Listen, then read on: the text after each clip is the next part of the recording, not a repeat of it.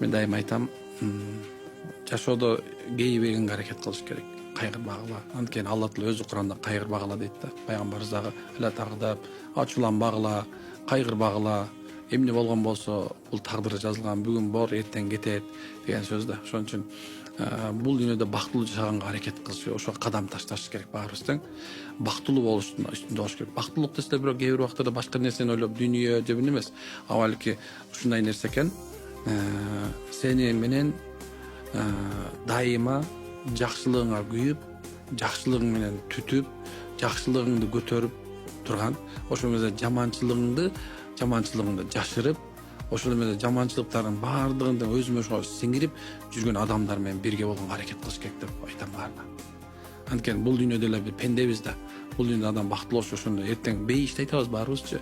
Бирок бейишке чейин бул дүйнөнү бейиш кылды деп айтам баарына. Чоң рахмат.